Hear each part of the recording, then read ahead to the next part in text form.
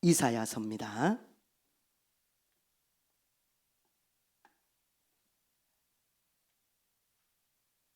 하나님의 말씀 이사야서 49장 14절부터 16절입니다. 이사야서 49장 14절부터 16절까지 말씀, 우리 3절밖에 안 되니까요, 우리 다 같이 한번 합독해 보도록 하겠습니다. 오직 시온이 이르기를 여호와께서 나를 버리시며 주께서 나를 잊으셨다 하였거니와 여인이 어찌 그 젖먹는 자식을 잊겠으며 자기 태에서 난 아들을 긍휼히 여기지 않겠느냐. 그들은 혹시 잊을지라도 나는 너를 잊지 아니할 것이라. 내가 너를 손바닥에 새겼고 너의 성벽이 항상 내 앞에 있나니. 아멘. 이제 봉독해드린 말씀에 의지해서 우리 하나님의 손바닥이라는 제목으로 우리 선교사님 나오시겠습니다. 네.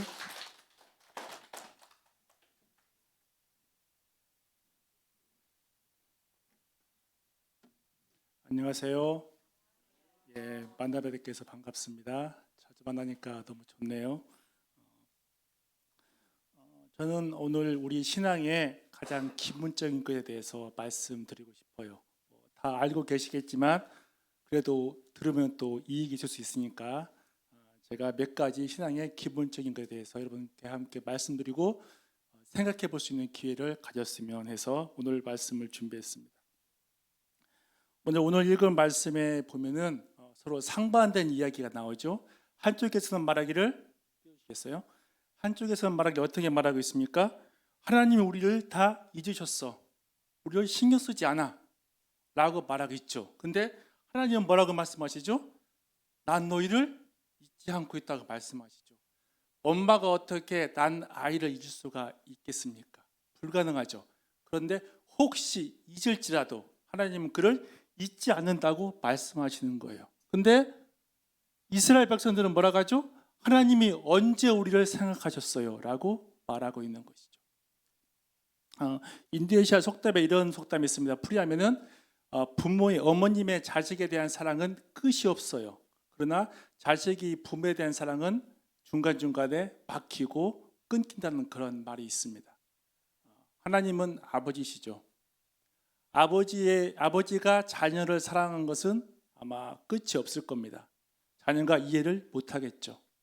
그러나 자녀는 아버지가 내가 원하는 방식으로 나를 사랑하지 않으면 사랑하지 않는다고 느낄 수가 있습니다. 자녀는 이걸 요구하는데 아버지는 이걸 줄 수가 있죠. 자녀는 이걸 요구하는데 아버지는 그게 아니라고 주지 않을 수도 있습니다. 그런데 그 바탕엔 사랑이 있는 것이죠. 그런데 많은 자녀들이 그 사랑을 모르는 거죠. 우리 하나님을 믿는 사람도 똑같은 것 같습니다. 우리는 하나님을 아버지라고 고백을 하죠. 하나님은 아버지십니다. 믿으십니까?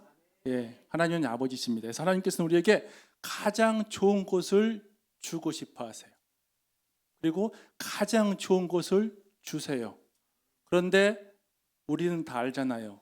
내가 원하는 거 하나님께서 안 주실 때가 많잖아요. 그죠? 하나님은 내가 원하는 것을 안 주십니다.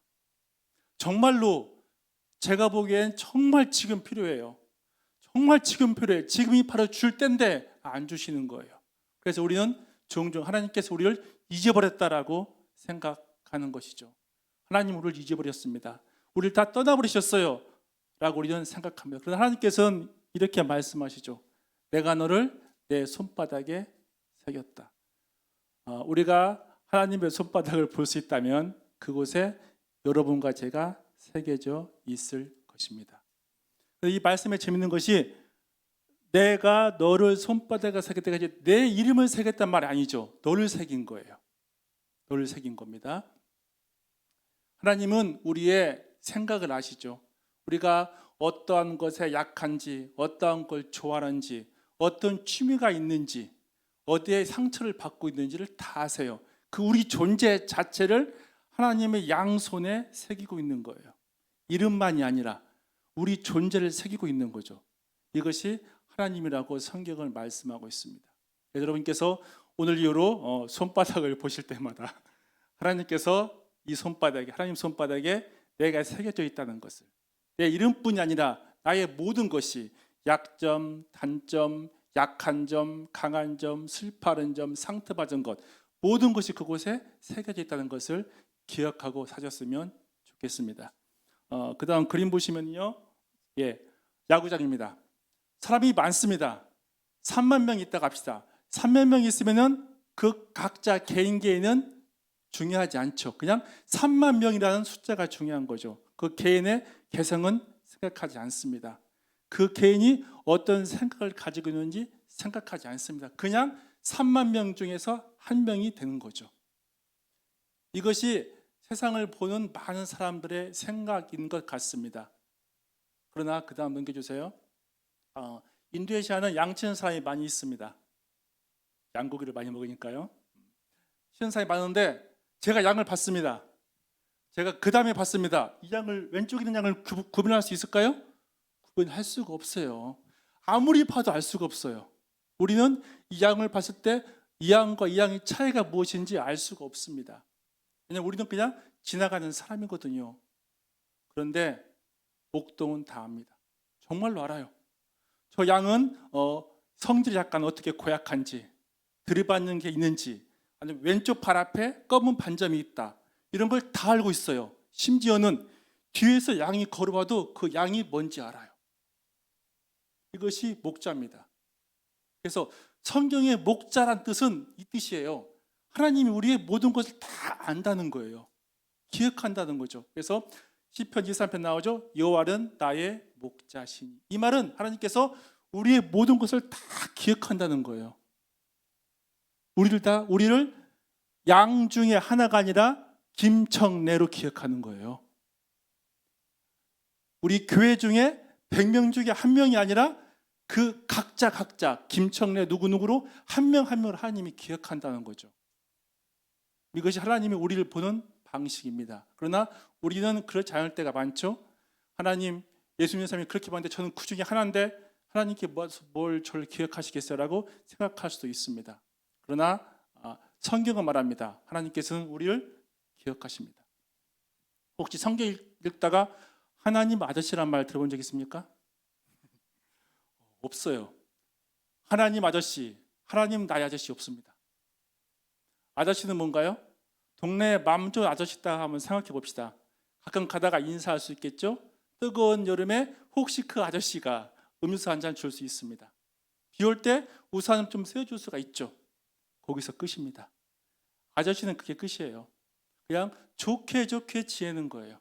그러다가 이사 가면 또 다른 이웃이 생기겠죠. 하나님은 아저씨가 아닙니다. 하나님은 또 우리의 사장님이 아닙니다. 직장 다니시는 분 계시지만 사장을 보면 사원이 약간 마음이 불편한 게 있죠. 사장이니까 모임할 때도 돈만 내고 나가면 참 좋겠죠. 그런데 이 우리가 사장을 대할 때는, 직장 생활할 때는 내가 좀 열심히 하고 인정받고 진급도 하고 월급도 올라가고 그렇게 바랄 거여서 사장한테 잘 보이고 싶어 하겠죠. 그런데 하나님은 사장이 아닙니다. 그런데 우리 크리스천 중에 많은 분들은 하나님을 그렇게 생각하는 분이 있는 것 같아요. 그래서 하나님께 어떻게 인정받고 싶어서 하나님 제가 이거 했잖아요. 저 잘했죠. 저 인정해 주세요라고 하는 분이 꽤 있는 것 같습니다. 성경에 대표적인 사람이 있어요. 누군가요? 바리새인입니다. 바리새인. 그들은 규칙을 열심히 지켜서 하나님 앞에 인정받고 싶었어요. 왜요? 하나님이 아버지가 아니거든요. 하나님은 아버지가 아니니까 나를 언제든지 버릴 수가 있어요. 그래서 잘 보여야 돼요. 그래서 열심히 사는 거예요. 열심히 규칙과 법도를 지키는 거예요. 그래서 인정받고 싶어요. 이것이 바리새인이죠. 성경에는 하나님 사장님 나와 있지 않습니다. 하나님은 아버지이십니다. 이것이 우리가 기억해야 할 거예요. 제가 믿는 하나님은 4살이나 5살 된 아이를 둔 30대 중반의 아저씨를 생각해 보세요. 생각해 보세요. 공원에 아이를 데리고 갔습니다. 아이가 마음껏 뛰놀겠죠. 아이가 아버지가 있는 것도 몰라요. 열심히 놀아요. 그러면 거기서 아버지나 엄마는 흐뭇하게 지켜보고 있겠죠. 간섭하지 않겠죠. 잘 놀면 행복해요. 그러다가 아이가 놀다가 목마르면 뛰어와서 어떻게 해요? 엄마 물 줘, 아빠 물 줘 하면 물 줘요. 아이는 먹고서 고맙단 말 안 해요. 가서 또 놀아요. 그럼 엄마 아빠는 어떻게 합니까? 행복합니다. 그렇지 않습니까? 행복해요. 아이가 와가지고 감사합니다 안 해도 상관없어요. 그냥 잘만 놀면 돼요. 건강하게 놀면 돼요. 그러면 엄마 아빠는 행복합니다. 그리고 아이가 배고프다 가면 가서 피자 한번 사주고 먹고 집에 와서 씻기고 행복합니다. 물어보겠습니다. 아이가 엄마 아빠를 위해서 뭘 해줬습니까? 아무것도 안 해줬어요. 그죠? 돈을 벌어줬습니까? 땅을 파서 뭐 텃밭을 가꿨나요? 아무것도 없습니다. 아이는 그저 잘 놀면 돼요. 즉 아버지 보호 아래에서 잘 누리고 크고 하면 부모는 기뻐합니다. 하나님도 똑같습니다. 우리는 누리면 돼요. 그런데 많은 기독교인들은 못 누립니다. 왜요? 하나님이 말로는 아버지인데 아버지가 안 같은 거예요. 그런데 하나님은 아버지입니다. 갓난아이가 태어났습니다. 갓난아기는 뭐만 됩니까? 잘 먹고 잘 사면 끝이에요. 그럼 너무 행복해요. 심지어 막 똥도 자랑해요. 보여주면서 냄새도 안 난다고 그랬어요. 그렇게 합니다. 이해하시죠? 아이가 하는 거 하나도 없습니다. 하나님은 부부는 그냥 기뻐하고 좋아해요. 잘 크면 돼요. 잘 먹고 잘 살면 끝입니다. 4달 5살 아이들은 잘 먹고 잘 놀고 건강하게 살면 끝이에요. 아이한테 아무것도 바라지 않아요. 그냥 아버지가 가진 그 범위 내에서 잘 놀면 돼요. 잘 크면 됩니다. 이것이 하나님이 우리를 향한 마음이에요. 하나님은 우리가 하나님의 준 것을 마음껏 즐겁게 누리면서 살기를 원해요. 정말입니다. 그래서 성경에서 하나님의 아버지라고 쓴 거예요. 우리가 오해하지 말라고. 내가 너희한테 뭘 바라지 않아. 너희는 그냥 내가 준 복을 그냥 즐겨, 누려. 이렇게 말씀하시는 거예요. 이게 하나님의 진짜 마음입니다. 그런데 우리는 종교에 중독되어 있습니다. 종교가 뭐죠? 옛날에 유럽 신화에 보면은 신들이 많이 있었어요. 신화에서 최고 높은 신, 밑에 신. 근데 밑에 신이 열심히 농사해서 위에 신을 먹여 살린 거예요. 어느 날 밑에 신이 반란을 일으켰어요. 그러자 위에 신들이 야 그러면 너희를 위해서 대신 일하고 봉사할 인간을 만들게 해서 인간을 만들었어요. 그래서 인간은 신을 위해서 봉사하고 섬기는 존재입니다. 이런 신 믿고 싶은가요? 안 믿습니다. 안 믿습니다. 아버지가 아들을 위해서 일하는 거지 아들이 아버지를 위해 일하지 않습니다. 그렇지 않나요? 초등학교 아이가 어떻게 아버지를 위해 일할 수 있겠어요? 아버지가 일을 해서 아들을 딸을 먹여 살리는 거예요. 섬기는 거예요. 그래서 아버지가 일해서 그걸 가지고 근데 아들 딸은 그냥 무조건 요구만 해요. 밥 없다고 나가고 그럼 아빠 엄마가 괜히 미안해요. 그래서 밥 새로 해주고 맛있는 거 해주고 뭐 해달라면 사주고 그렇게 하면서도 기뻐해요. 이게 하나님이에요. 우리가 잊고 있는 하나님 아마 이럴 수 있습니다. 이것이 하나님이에요. 하나님은 우리가 누리기를 바라십니다. 성경 한번 쭉 보세요. 인간이 스스로 하나님을 위해서 봉사한 거 하나도 없어요. 하나님 기뻐한 거 하나도 없어요. 성경 한번 보세요. 하나님이 그냥 다 주신 거예요. 그 주신 거예요. 그것이 다 성경의 얘기입니다. 아담 볼까요? 아담 보겠습니다. 아담을 위해서 하나님께서 빛을 만드시고 하늘과 땅, 바다, 나무, 새, 물고기, 동물을 만드셨어요. 그리고 아담을 만드셨어요. 아담이 한 게 뭐 있습니까? 하나님을 위해서 아무것도 없어요. 하나님이 만드신 에덴 곳에 그냥 사는 거예요. 혹은 말합니다. 자손 낳고 번성을 하겠잖아요. 아니죠. 부부가 사랑하면 애 낳잖아요. 당연한 겁니다. 그렇지 않습니까? 가다가 예쁜 나무 있으면 이름 져줄 수 있죠. 그 이름 져준 거예요.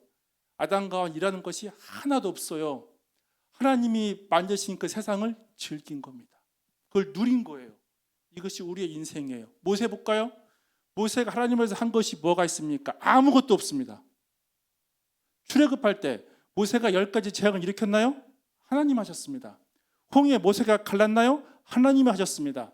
만나 모세가 먹였나요? 하나님이 하셨습니다. 다 하나님이 했어요. 인간이 한 거 하나도 없습니다. 그래서 우리 인간은 하나님의 복을 그냥 누리는 거예요. 누리고서 사는 것, 그것이 우리의 임무예요. 의무. 마치 어린 아이가 부모가 만들어진 세상을 즐기듯이 그냥 즐기는 겁니다. 그리고 아이들은 어떻게 합니까? 부모가 다 먹이고 키워줬는데 막 돈 달라고 막 우겨요. 때렸어요. 부모가 막 이상하게 돈을 줘요. 이상하지 않습니까? 해준 것도 없는데 그렇게 해요. 하나님도 그래요. 그래서 우리는 하나님한테 뭐든지 요구할 권한이 있습니다. 왜요? 하나님의 자녀니까. 우리는 요구할 수 있어요. 하나님한테 미안해하지 마세요. 아버지입니다.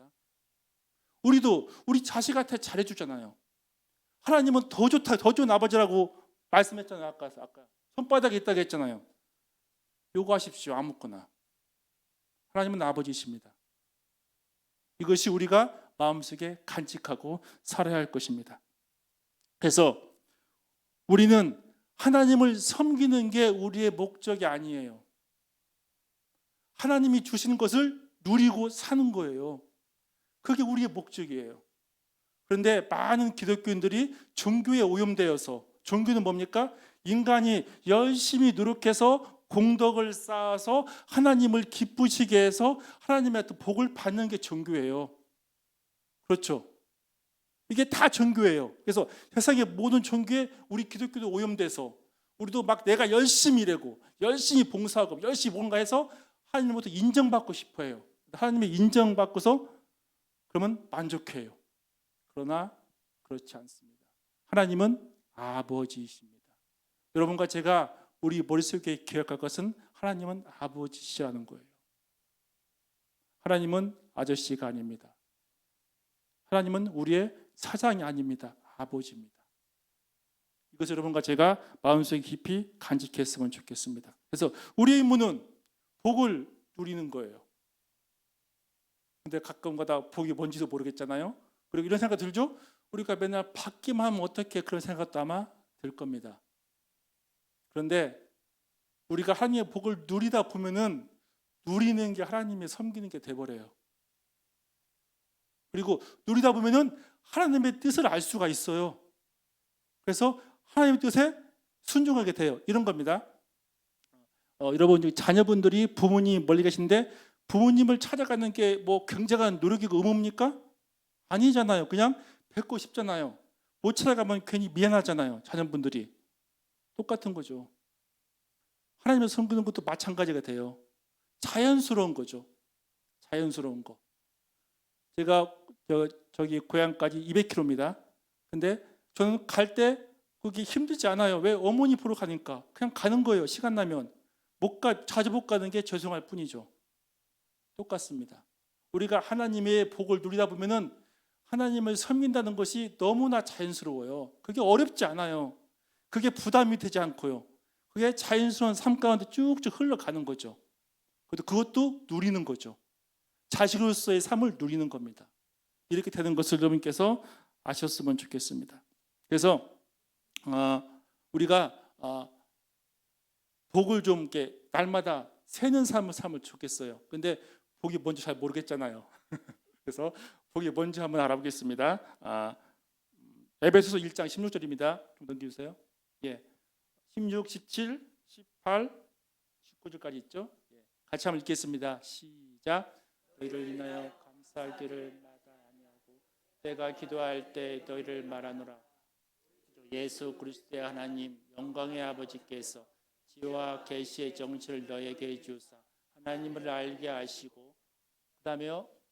너희 마음 눈을 밝히사 그의 부르심의 소망이 무엇이며 성도 안에서 그 기업의 영광의 풍성함이 무엇이며 그의 힘의 경략으로 역사심을 따라 있는 우리에게 베푸신 능력의 끝임이 어떤 것을 너희로 알게 하시기를 구하노라.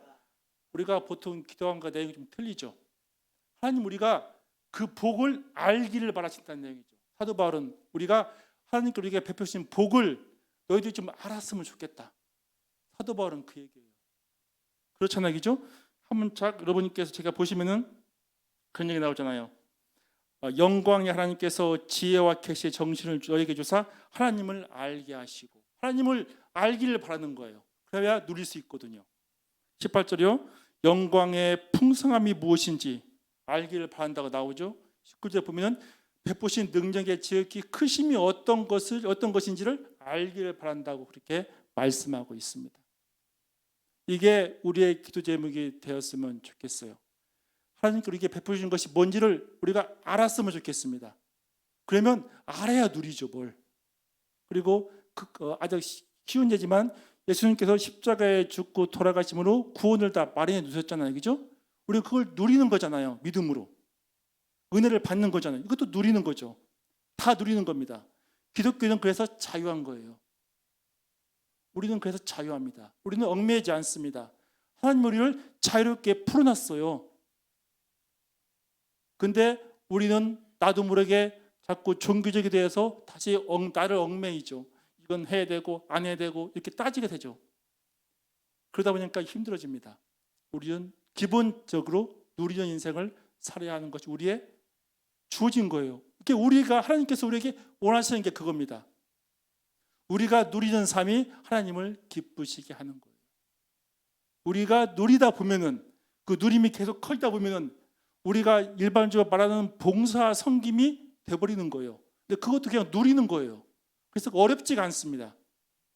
그런 경제가 되기를 바랍니다. 저도 물론 못됐습니다. 여러분과 제가 하나님을 계속 알아가요. 계속 알아가서 그 베푸신 복이 얼마나 큰지 감탄하면서 그 복을 누리는 가운데 인생을 살아갔으면 얼마나 좋은지 모르겠습니다. 누립시다. 하나님은 다 준비해 놓으셨습니다. 그 복을 누리지 못하고서 사는 것이 많은 기독교인인 것 같습니다. 우리 기독교 신앙은 제가 보기에는 하나님께서 베풀으신 그 복을 날마다 알아가고 날마다 발견하고 그것을 날마다 누리는 것이 우리 기독교인이라고 저는 생각이 되어집니다. 성경 한 구절 더 읽어보고 싶습니다. 마태복음 11장 28절부터 30절까지입니다. 짧으니까 같이 읽겠습니다. 시작. 수고하고 무거운 짐진 자들아 다 내게로 오라. 내가 너희를 쉬게 하리라. 나는 마음이 온유하고 겸손하니 나의 멍에를 메고 내게 배우라. 그러면 너희 마음이 쉼을 얻으리니 이는 내 멍에는 쉽고 내 짐은 가벼움이라 하시니라. 아멘. 주님께서 말씀하셨죠. 수고하고 무거운 짐진 자들은 다 오라고 했습니다. 수고하고 무거운 짐 있으시죠? 갑시다. 그러면 주님께서 말씀하시죠. 내 멍에는 쉽고 짐은 가볍다고 말씀하고 있습니다. 다음 넘겨주세요. 이게 멍에죠. 우리는 여기에 있는 왼쪽에 있는 작은 소와 같아요. 우리의 인생은 그 멍에를 메고서 밭을 가는 거죠. 얼마나 힘든지. 근데 예수님이 큰 소와 같아요. 예수님이 멍에를 메고 가니까 우리는 손만 얻는 겁니다. 하나도 안 힘들어. 그냥 붙어 있는 거죠. 예수님께서 다 끌고 가시고 우리는 그냥 그 옆에서 그냥 걸어가는 것 뿐이에요. 얼마나 가벼울까요? 이겁니다. 즉 누리는 거예요. 주님께서 일하시고 하나님께 일하시고 우리는 그 옆에서 누리는 겁니다. 이게 성경의 기본 바탕이에요. 하나님께서 일하십니다. 우리가 일하지 않습니다. 생각해 보세요. 능력이 많은 분이 능력이 작은 자를 도와야죠. 돈이 많은 사람이 건강한 사람이 돈 없고 불쌍한 사람을 도와야죠. 근데 서양의 신은 어떻습니까? 인간이 신을 먹여 살린대요. 말이 됩니까? 그런 신을 뭐로 믿습니까? 신이면 당연히 인간을 도와야죠. 전능하신데. 그렇지 않습니까? 하나님은 주무시지 아니하고 우리를 돕고 계십니다. 이렇게 돕고 계십니다. 그분이 끌고 가십니다. 우리는 그 옆에서 그냥 손만 얹으면 됩니다. 이것이 하나님께 우리에게 요구하시는 거예요. 이렇게 살기를 바라시는 거예요. 이렇게 살다 보면 우리가 하나님의 뜻대로 살 수가 있는 거예요. 그 옆에서 하나님과 동행하면서 기쁘고 즐겁게 인생을 살아갈 수가 있는 것입니다. 그런데 아시겠지만은 우리 자신도 그렇고 우리 주위에 있는 많은 그리스도인들도 그렇고 스스로 멍에를 짊어지고 내 십자가를 내가 지고 가잖아요. 성경에서 말합니다. 전도하라는 말씀 성경에 나오죠. 그 뜻을 풀어보면 이런 뜻이에요. 내가 너를 전도하도록 돕겠다, 그런 뜻이에요. 그 원어가. 성경의 모든 명령은 다 그래요. 모든 명령은 온유해라. 뭘까요? 내가 너를 온유하도록 돕겠다. 그러니 온유해라, 그 뜻이에요. 성경 명령은 다 그렇습니다. 사랑해라, 똑같아요. 내가 사랑하도록 해주겠다. 그러니 사랑해라, 다 그 뜻이에요. 히브리어의 그런 문법이, 헬라어의 그런 문법이 있어요. 그래서 성경의 모든 명령은 우리는 저거 내가 해야지라고 생각할 수 있습니다. 그러나 실제로는 그렇지 않아요. 뭐 해? 이 뜻은 내가 그렇게 도울게. 하나님이 그렇게 말씀하시는 겁니다. 못 믿으시겠으면 헬라어 공부해 보십시오. 그 뜻이에요. 그 뜻입니다. 그래서 여러분이 성경의 모든 명령을 볼 때 그 명령의 부담감을 느끼지 마시고 그 명령 속에는 내가 그렇게 도울게. 원수를 사랑해. 안 되지? 내가 사랑하도록 도울 거야 라는 그 말이 그 안에 담겨 있어요. 하나님께서 해주신다는 거예요. 다. 할 게 없어요. 그냥 하나님께 내어드리면 돼요. 그게 어렵죠. 수영하실 줄 아시는 분 계시죠? 저 수영 잘 못합니다. 말합니다. 힘 빼라고. 전 힘을 뺐어요. 그런데 가라앉습니다. 수영할 때도 힘 빼러 가잖아요. 아시죠? 근데 저는 힘 뺐다고 생각하는데 가라앉아요. 말합니다. 힘 안 뺐다고. 저는 뺐는데 안 뺐대요. 안 뺀 게 맞은 거죠. 우리 힘 빼면 됩니다. 그럼 하나님께서 쫙 끌고 가십니다. 힘 빼고 내가 힘 빼는 건 뭔가요? 내가 하겠다는 거죠. 내가 이걸 할 거야. 내가 수영을 할 거야. 하다 보니까 힘이 들어가는 거죠. 이걸 뺄 때 수영을 하듯이 우리가 뭔가를 내 힘으로 하겠다는 것을 뺄 때 하나님께서 하시는 것을 경험하고 하나님을 마음껏 누릴 수가 있습니다. 하나님을 누립시다. 그럼 우리 신앙생활이 자유로울 거예요. 그리고 하나님을 섬기는 것도 멋지게 섬길 수 있습니다. 억지로나 의무감으로나 어떤 직분 때문이 아니라 누리기 때문에 그 누리는 것이 거기까지 쭉 흘러가서 그 섬기는 것도 누리는 게 돼버리는 거예요. 이게 진정한 신앙생활입니다. 아까 말했잖아요. 사랑해라. 내가 사랑하도록 돕겠다. 이 뜻이잖아요. 우리가 힘 빼고 하는 가운데 그렇게 살았으면 좋겠습니다.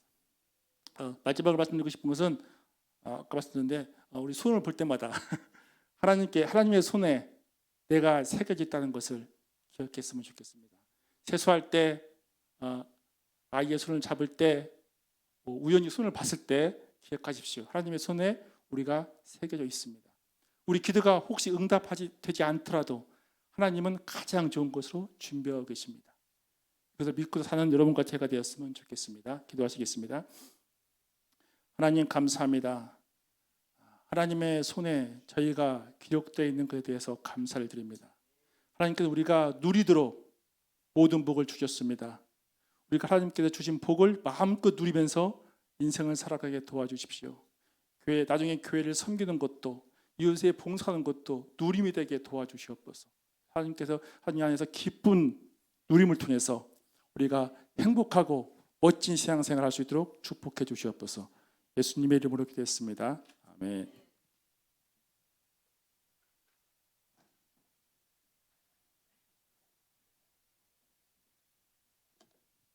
예, 감사를 드립니다.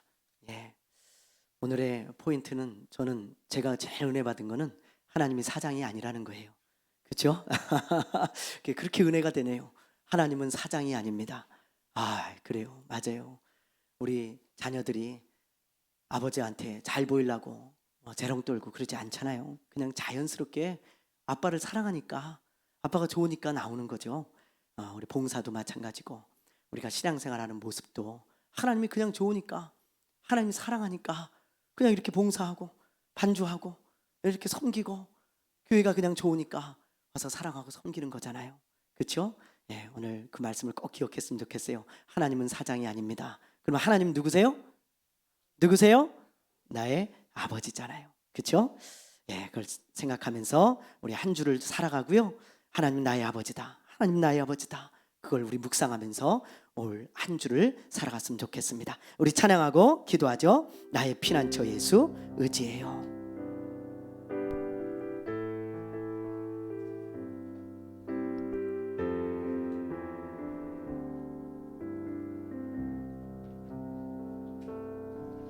나의 피난처 예수 의지해요.